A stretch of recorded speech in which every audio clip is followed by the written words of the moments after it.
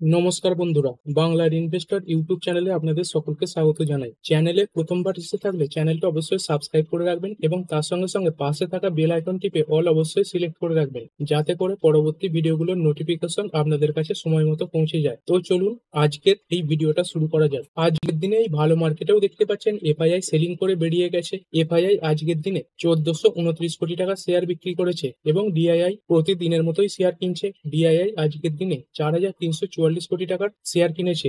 আর এরপরে আরো একবার মনে করিয়ে দিই, আজকে আমেরিকান মার্কেট লেবার ডে এর কারণে বন্ধ রয়েছে।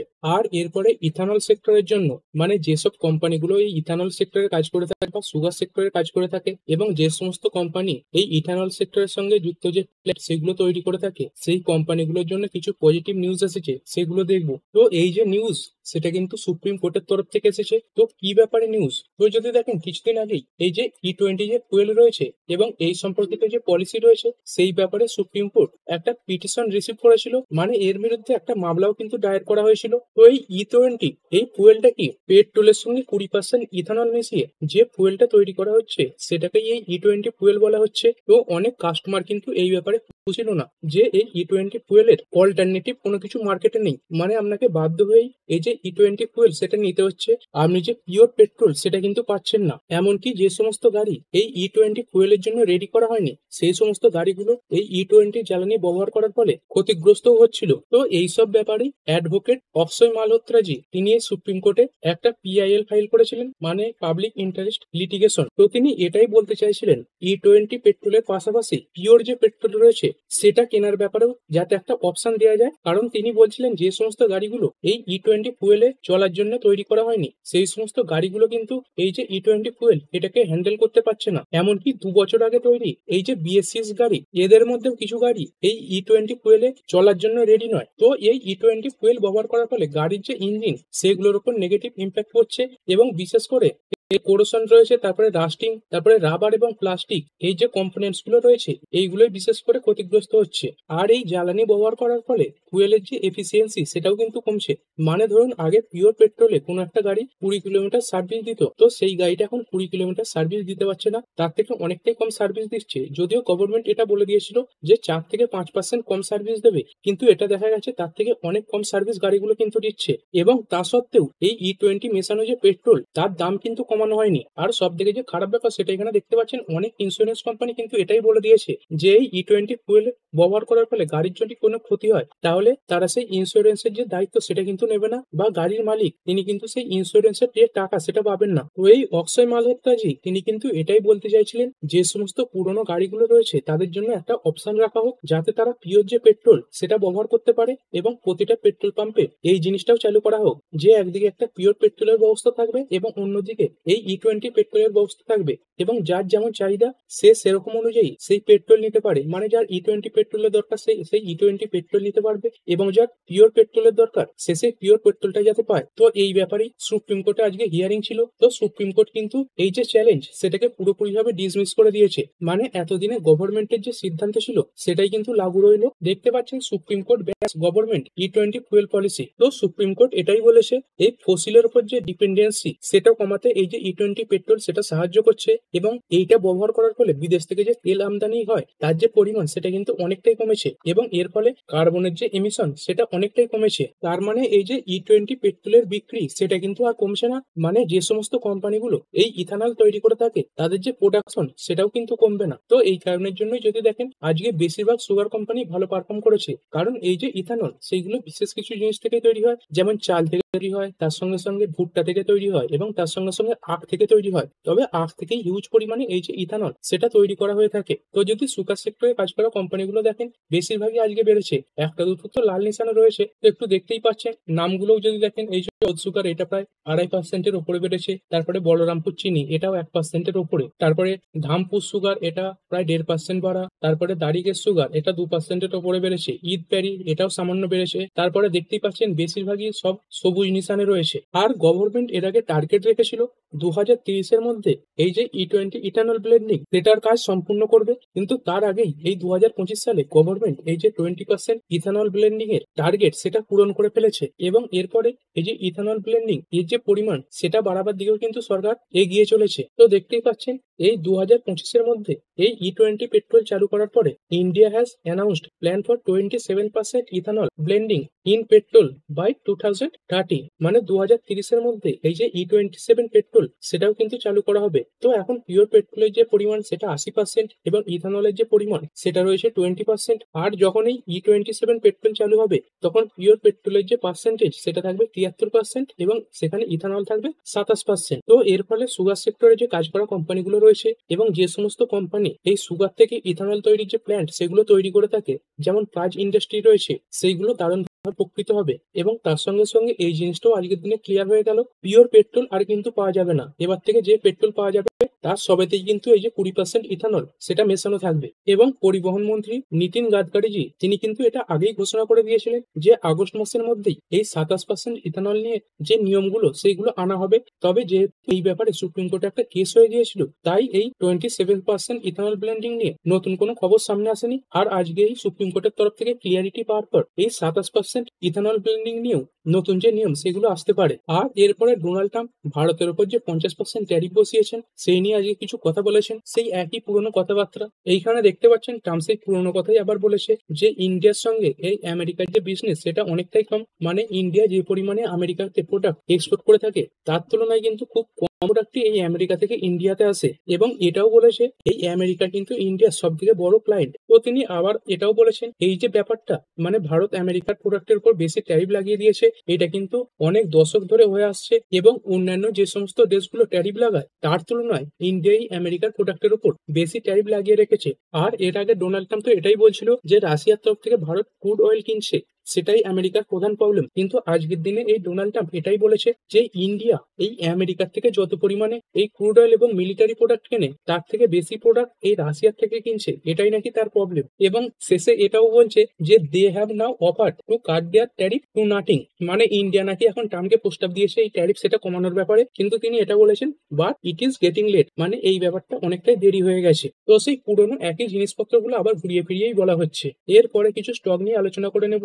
এই ভারত ইলেকট্রনিক্স লিমিটেড এই স্টকটা আজকের দিনে 1.30% বেড়েছে। যদি দেখেন এই কোম্পানিটা আজকের দিনেই 644 কোটি মূল্যের অর্ডার পেয়েছে। তো এই অর্ডারে কোম্পানিটা কি তৈরি করবে, এইখানে দেখতে পাচ্ছেন ডাটা সেন্টার তৈরি করবে, তার সঙ্গে সঙ্গে সিপ ফায়ার কন্ট্রোল সিস্টেম মানে সমুদ্রে যে জাহাজ চলে সেখানে আগুন লাগলে তার যে কন্ট্রোল সিস্টেম সেটা তৈরি করবে, তারপরে ট্যাঙ্ক নেভিগেশন সিস্টেম তৈরি করবে, তারপরে কমিউনিকেশন ইকুইপমেন্ট তৈরি করবে, সিকার্স তৈরি করবে, তারপরে জ্যামার্স তৈরি করবে, তারপরে সিমুলেশন এই জিনিসটা তৈরি করবে, আর ইলেকট্রনিক ভোটিং মেশিন তৈরি করবে। আর ভারতের মধ্যে ভোটে এই যে ইলেকট্রিক মেশিনগুলো ব্যবহার করা হয় সেইগুলো কিন্তু এই বেল বা ভারত ইলেকট্রনিক্স লিমিটেড এই কোম্পানিটাই তৈরি করে থাকে। এবং এই সমস্ত জিনিসগুলো আপগ্রেড করবে এবং তার সঙ্গে সঙ্গে সার্ভিসও করবে। তো এইসব ব্যাপারেই কোম্পানিটা অর্ডার পেয়েছে। এর পরের কোম্পানি ইন্দ্রপ্রস্থ গ্যাস লিমিটেড, এটা আজকের দিনে 2%-এর ওপরে বেড়েছে। কোম্পানিটা দেখতে পাচ্ছেন এই RVUNL এই কোম্পানিটার সঙ্গে এই রাজস্থানে একটা সোলার পাওয়ার প্ল্যান্ট তৈরি করার জন্য একটা জয়েন্ট ভেঞ্চার তৈরি করেছে।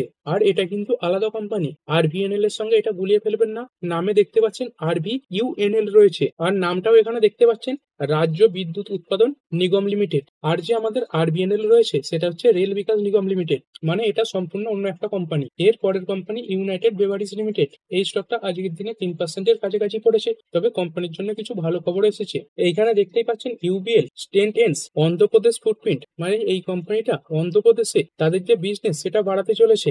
বিগিনস ব্রেউইং কিংফিশার অ্যাট ইলিয়স বেভারিজ, মানে এই যে ইলিয়স বেভারিজ এই যে প্ল্যান্টটা রয়েছে সেখানে কোম্পানি তাদের যে প্রোডাক্ট এই কিংফিশার সেটা তৈরি করতে শুরু করে দিয়েছে।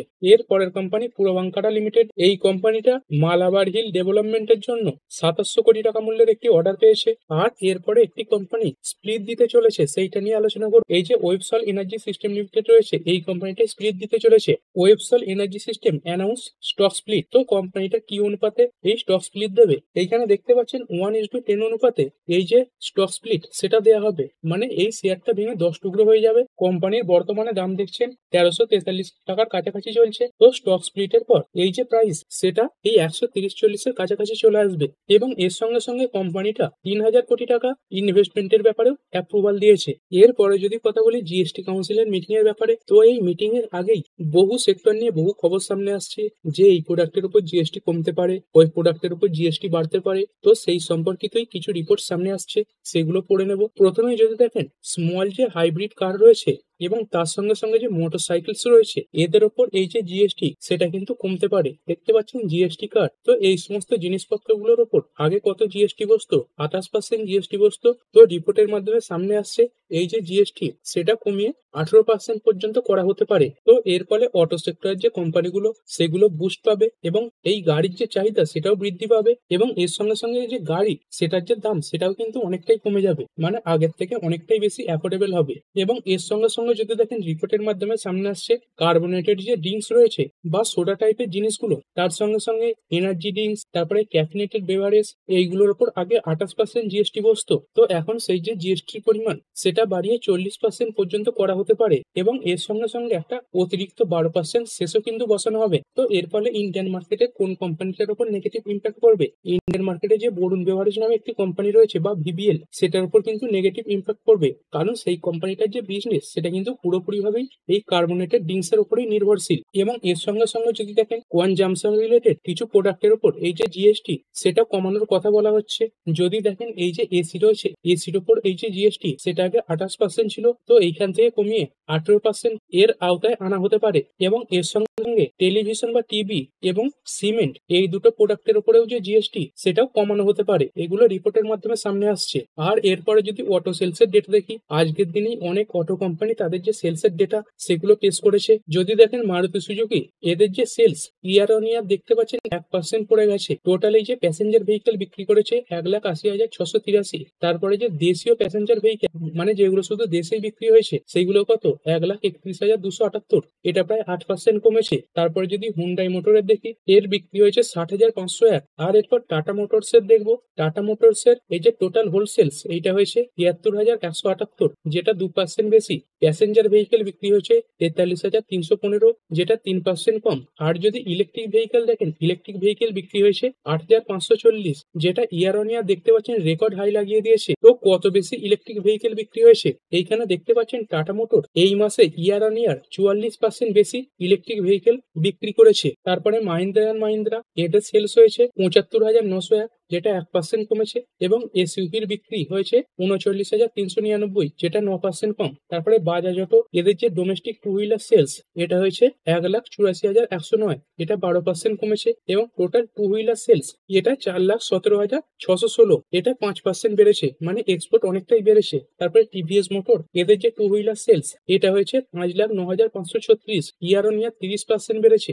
রয়্যাল এনফিল্ড 1,14,002, এর বিক্রি বেড়েছে 55%। তারপরে হিরো মোটোকর্প, এর যে total two wheeler motorcycle plus scooter কত বিক্রি হয়েছে, 5,53,727, যেটা 8% বৃদ্ধি। এবং মোটরসাইকেলের সেলস এটা 5,01,523, যেটা 4.9% বেড়েছে। এবং এর সঙ্গে সঙ্গে ওলা ইলেকট্রিক, এর যে সেলস এর ডেটা সেটা কিন্তু এখনো সামনে আসেনি, তো সেই ডেটা সামনে এসে গেলে টেলিগ্রাম চ্যানেলে পোস্ট করে দেবো। আর এরপরে কিছু ইকোনমিক ডেটা দেখে নেবো। এই ডলারের এগেনস্টে ইন্ডিয়ান রুপি কিছুটা ঠান্ডা হয়েছে, তো এর আগেই দেখেছিলেন 88-র উপরে উঠে গিয়েছিল, 88.30 পর্যন্ত চলে গিয়েছিল, সেইখান থেকে কিন্তু কিছুটা শক্তি ফিরে পেয়েছে। তারপরে যদি গোল্ড দেখি, গোল্ড তো অল টাইম হাইয়ের কাছেই চলছে। এই 1 গ্রাম 24 ক্যারেট গোল্ড দাম চলছে 10,588 টাকা। আর যদি বিটকয়েন দেখি, বিটকয়েন এখনো ঠিকঠাক জায়গাতেই রয়েছে, আজকের দিনে 0.45% বেড়েছে। আর ভিডিও শেষে ক্রুড অয়েল দেখে নেবো, ডব্লিউটিআই ক্রুড, এটা আজকের দিনে 1% বেড়ে 64.66 এর কাছে চলছে। এবং ব্রেন্ট ক্রুড এটাও 1% বেড়ে 68.16 এর কাছে চলছে। তো ঠিক আছে বন্ধুরা, আশা করছি ভিডিওটা আপনাদের ভালো লেগেছে। আপনি চাইলে এটাকে লাইক এবং শেয়ার করতে পারেন।